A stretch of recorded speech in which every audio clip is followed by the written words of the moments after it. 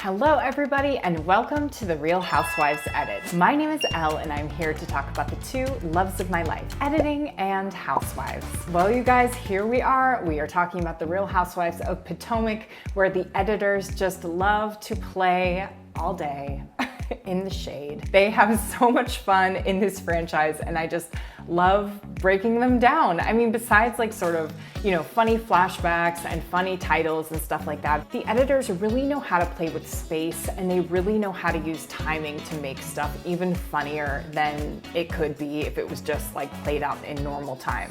So we're going to talk about some of those things today. Make sure you subscribe if you haven't already, like the video, that really matters, and comment. I really appreciate you guys. We are going to have some fun in 2023. I have some big ideas. We're going to be doing more lives. We eventually, if I get to a certain number of subscribers, I'm going to try doing a membership, which would be an extra live per week. If you guys are interested in that, drop a comment below if that would be something you would be interested in. Thank you guys so much for all that you do, because this is just too fun having people to talk to about this silly stuff. So without me talking any further, let's jump right into it. I'm turning myself on, hold on. I haven't even introduced Candiace and Deborah. Sorry, Candiace, have you met Deborah? Okay. So starting straight away, it's a good scene when I can't even let 2 seconds go by without stopping it. I loved how they had this pre-lap of Ashley's voice saying, I haven't even introduced Candiace and Deborah. which is hilarious because obviously there's shade between them and she's kind of treating it like, oh, I just happened to not introduce you guys yet. And of course they do the pre-lap of her voice over a reaction shot from Deborah, and Deborah looks almost a little bit scared. I know that the editors did this. I am guarantee you they didn't have a camera on her while Ashley was saying this, but just by putting that in there, it sort of set the stage for this whole interaction. She just has this awkward kind of like scared look on her face, and I just thought that was so funny. Hi, Deborah. This is Candiace. We met at the spring party. Oh, you guys did meet? Yes, this is my friend Deborah. Chris was grabbing on her. So Deborah says we met at the spring party, and then there's this long pause while Candiace is kind of looking at her, and then she goes, Oh, you guys did meet? Yes, this is my friend. She knows who it is. We all know she knows who it is. But that long pause, I have a feeling that the editors put that in there. Maybe Candiace let all that time go by. I wouldn't put it past Candiace because she is so quick-witted. She has the most perfect timing ever. That's not editorial, like making her look great. She just is so funny to me. She just has great timing. She's so shady. She's all of the things that I love. But she kind of lets this pause go out before she says it. And it could have been her, but it also could have been the editors. They could have had, Deborah says, we met at the spring fling, and then they could have left in a lot of the head of Candiace talking to her or asking or listening to her, and just made it look like it was a pause between her, Deborah saying the line and Candiace responding. Is this the one? He wasn't grabbing on me. He was flirting heavy. But he wasn't grabbing on me. Flirting heavy. He was. Okay, what was he saying to you? Gosh. Oh, Candiace, I would just be so terrified to be in this conversation with Candiace. She's just too confident. She's too confident. And I mean that as a pure compliment. She is just supremely confident. Not only is she confident that this did not go down with Chris, the way that she's saying it, I think she's just so confident because I'm just gonna be really base, you guys, but she's just so beautiful. Like, it's just the way she looks.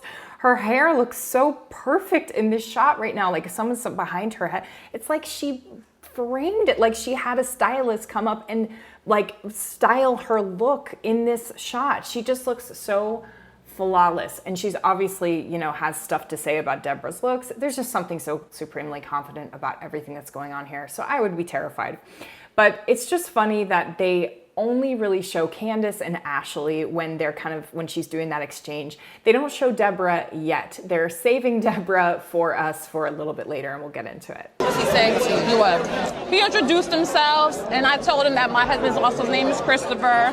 He said, oh. So again, you can see it's been about 5 seconds since they've even shown Deborah, and Deborah is sort of the main event of this little fight, right? She's the reason for the season, and they have not cut to her once. They cut to Mia's reaction, they cut to Ashley, they keep cutting back to Candiace, but Deborah's sort of a non-issue. This, I believe, I said it in a previous video, I believe that the editors do not like Deborah. I think she's probably too thirsty for screen time. There's something about her that they really want to haze. And by not showing her while she's talking about this stuff, they take the focus totally off her story and they make this story much more about Candiace, which obviously is what we want to see. We want to see Candiace's reaction and all this, but I have a feeling Deborah thought she'd be getting a little bit more screen time with this whole thing instead of just being made into sort of a farce. He said, oh, you know, a lot of us Christians, we're all similar. A lot of us all act alike. And I said, okay, so then his elbow was getting closer and closer. So again, you can see in the way that they frame her as well that we are not invested in her, or they're not letting us get too invested in her, because look how dirty this shot is. Dirty means that there's a lot in the foreground. In this particular situation, a lot in the foreground is actually these ladies' heads. So you can even see that some of her action is sort of blocked by either Candiace's head or Mia's head. I'm not sure whose head there. The view of Deborah is obscured, and this is going to affect the audience and how much we actually relate with that character and kind of care about what they care about. The further away we are, the more obscured they are, the less we kind of are invested. Closer and closer. Oh. He didn't touch me. His eyes were I never said anything. This is the one. So then they have this shot of Wendy and she's shaking her head. She's definitely giving us, if you will, she's definitely a touchstone for us in the audience, because we watching this should be shaking our head in the same way, like, oh my gosh, like I can't believe it. First of all, this girl is trying to contend with Candiace. Second of all, she's telling lies. And Wendy also has a dog in this fight because she heard the thing about Eddie, right? And then they cut to sort of like what I would consider like a B story within this conversation, which is Mia. Mia comes in and she's like, I never said anything. So by kind of bringing in Mia's voice mid-conversation with this, where she's sort of like, and this could have happened, this, what Mia's saying could have happened at the very beginning of the conversation. Who knows where it actually did happen? But by bringing it in here, it sort of gives this vibe that it's the world against Deborah, right? Like everyone's sort of commenting on this thing like, oh, it's here, this is the situation, right? Or they're kind of, maybe they're invested in the shade a little bit. Mia's obviously invested in the shade a little bit. But I do think there's a little bit of like a camaraderie where everyone's sort of laughing at this. Now, we as the audience can choose. Are they laughing at Deborah or are they laughing at Candiace? What is going on here? But yeah, I think we all kind of have our ideas. Yeah, it was a plan. I might be the one, but not the only one. I wasn't the only one he was giving googly eyes to at the bar that day. With all your friends. He was. Gosh, Candiace again, bringing the funny stuff. This is really hearkening back to when she was at that dance studio with Giselle, and Giselle was, you know, trying to tell her about Chris, and Candiace was just giving that like, are you serious? It's just giving that same vibe. Like she's so calm and quiet the way she interacts with people that she's having beef with. It's just crazy. And then again, they go back to Deborah, and again, she's obscured. They don't have any close-ups of Deborah, which they did actually show a close-up of Deborah at the beginning of this conversation. So we know that they probably have it or that they can get it, but they keep showing these over-the-shoulder shots, and those really, it really does matter which shots they pick in how the audience actually relates with the character. Girl.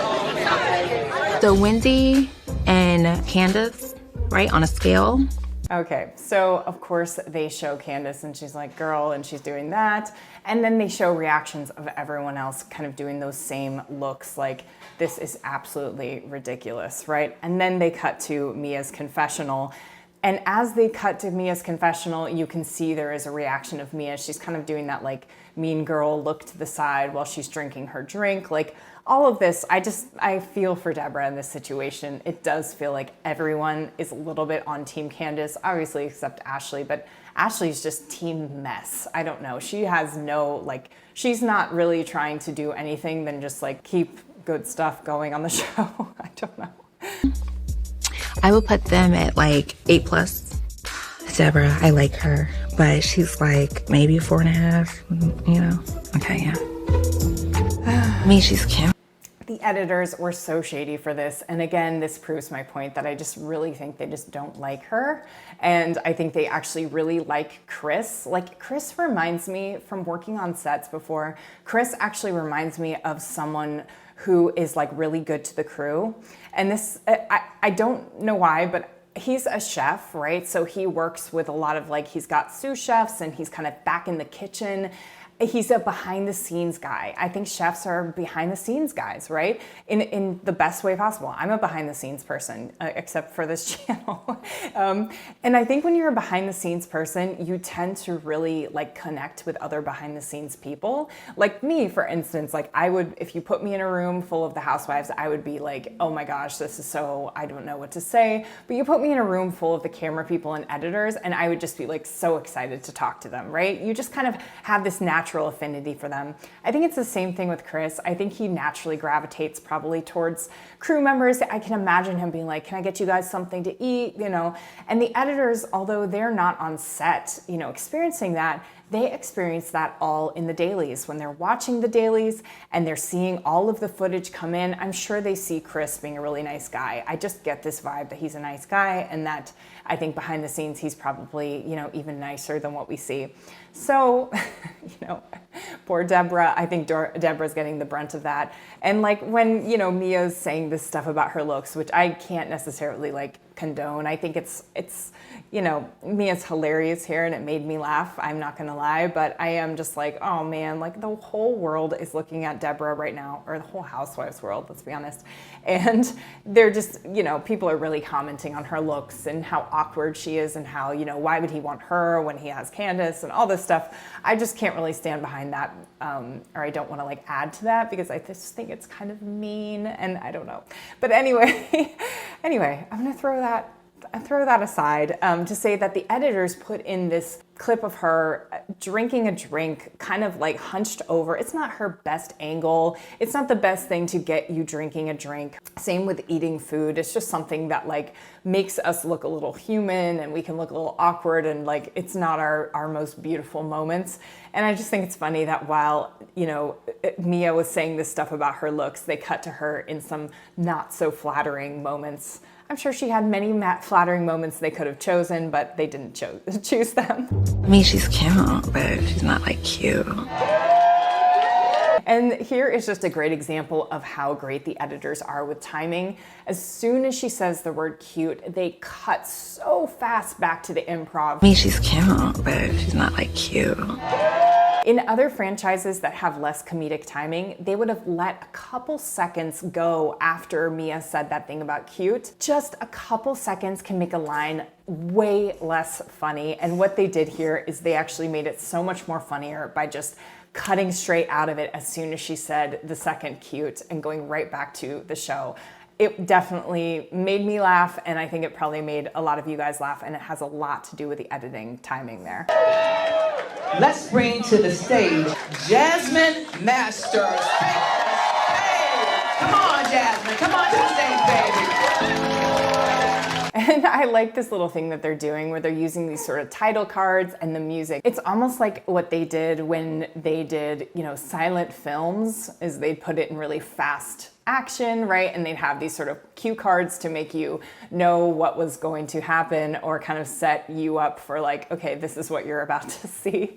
And they're really, really going with this like silent film review type of thing, which is just so funny for the editors. They put the music in, they put these little like cards up, and then they go to it and they take all the sound out. You'll see.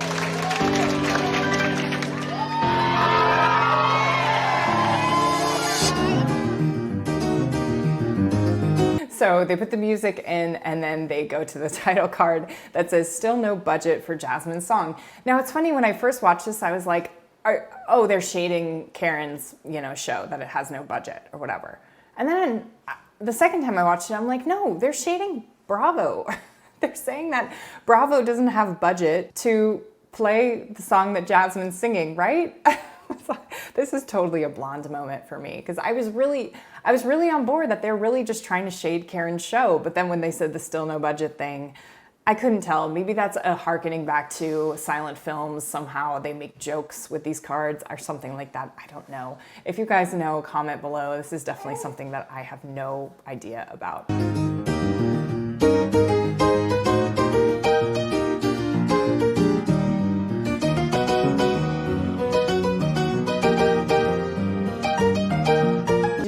see in this silent movie montage that they're trying to do, where they're playing this music and saying, you know, it's kind of showing like everyone had so much fun listening to this woman's song. Did you guys see the clip where it's Jacqueline and Mia and G dancing in a line? Remember they used that in the trailer where they were saying like, oh my gosh, this whole storyline with G and Jacqueline and Mia and all this stuff, and they showed them dancing together as if that was relevant to a storyline.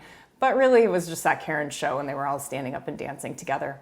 Funny editing, they grabbed it. It worked perfectly in the trailer, but we can see it now in actual practical application. It has nothing to do with that storyline.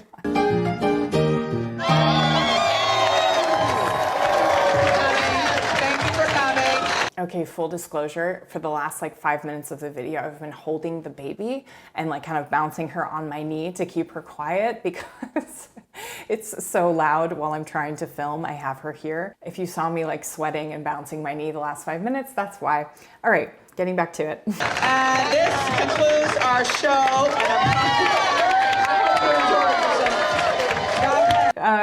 On a side note, they keep showing, all the girls are always like fixing their dresses. Do you guys remember this? Like in middle school or whatever, or anytime in high school, I'd wear like a strapless whatever, a strapless dress or like a strapless shirt. All you do the whole time is try to pull it up. And that's not cute. Like it looks cute. I think strapless dresses are cute, but pulling them up all the time is not cute. I don't know why we do it. Why do we do it to ourselves, ladies? It's just so funny.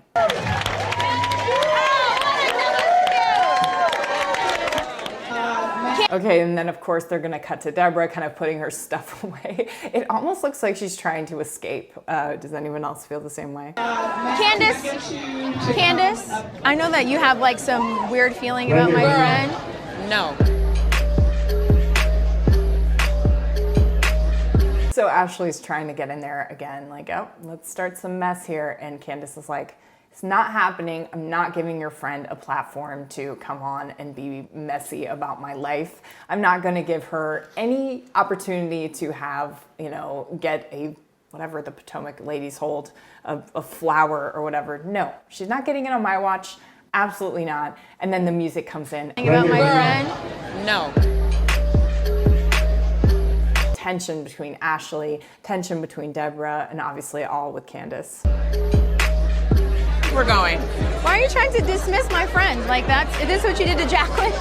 Can you just clear the air? She's not gonna have bad intentions with you. I just get this feeling, Ashley, when she's doing that, she does not care about her friend clearing the air. She just wants to create something on camera. She even mentions Jacqueline. Like, I just don't get a deep feeling of care here from Ashley. You guys tell me in the comments below if you agree. Why is Ashley insisting that I talk to Sesame Street? Because Ashley is a messy hoe. Why on God's green earth would you bring this random Sesame Street character up? So, you know, aside from the Sesame Street stuff I told you guys, I think it's all mean, but a lot of this is mean. I mean, I'm not like trying to shame anyone. This was hilarious. It was great. You know, Deborah put herself out there. She tried to get on camera. You have to be open to whatever when you do this, especially in Potomac, where Candiace is concerned, but it's just funny because she asks the question, why is Ashley insisting that I talk to Sesame Street? And I think it's just so funny because at that time, right before that, we are actually feeling that. Like, why is Ashley doing it? Why is she bringing up her friend here? It just doesn't make sense. Like, why is she trying to clear the air? And then Candiace literally comes in and answers this question. Character up to the place where I'm gonna be. Go count some letters and some numbers. Go do your ABCs. Go read a book to a child. Do you want to chat with me first? So as she's saying that, the music goes out. So whenever they're doing like a joke, whenever there's a joke going on, music pulling it out to really emphasize the actual joke and get us all to lean in and get into it is just a great way to do it with the editors. Do you want to chat with me first? No, ma'am. Oh my God. I just can't. That smile, and when she asks that, and basically Candiace is saying, no, I'm not putting you on. I'm not putting you on. That's basically what she's saying. And the audacity that this girl had to be like, do you want to chat with me one-on-one? It's almost like she's saying like, housewives producers speak. Like saying one-on-one chat, that might as well be like, do you want the cameras to go on us, just the two of us, so I could get more camera time? That is totally the vibe that I get from her just saying, do you want to chat with me one-on-one? And Candiace speaks the language and she's like, nope, it's not happening. I'm not talking to that Sesame Street character, so tell that bitch to stay away from me. Don't. Are we going? I think we're going. Oh my gosh. And then they have her say the line about the Sesame Street character, right? While they're cutting to everyone's reactions, almost like they're reacting to her saying that, which I don't think they're actually reacting to her saying that, but it did actually work really well. And then she's like, we're going. Like, just to have Candiace's confidence, just please, just give it to me, all of it.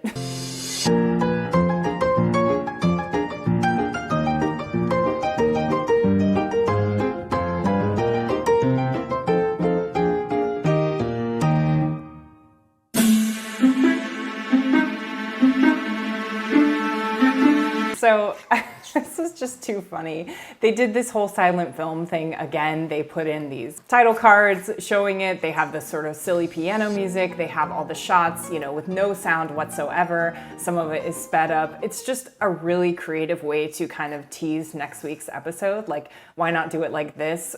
Because they've done it, this type of like silent film theme throughout Karen's whole review show. So why not keep it going? I thought it was really cute and very creative, I guess. I think for Housewives purists, you might watch some of the Potomac editors stuff like this type of thing and just be like, oh, no, I just want a real about next week thing. But honestly, when I saw them sort of playing with this and doing this silent film stuff, I was like, I bet next week is gonna be a boring episode. What did you guys think? I know this footage got a little bit more, they're talking a little bit more about what actually happens, that there's some drama, but I don't know, mark my words. Let's see how next week's episode is, but I feel like it might be kind of like a filler episode, even though it's, them going on vacation, it might just be a filler episode. I can't wait to see how it turns out. Thank you guys so much for watching, for subscribing, liking the videos, all that stuff. And until next time. Do you want to chat with me first? No, ma'am.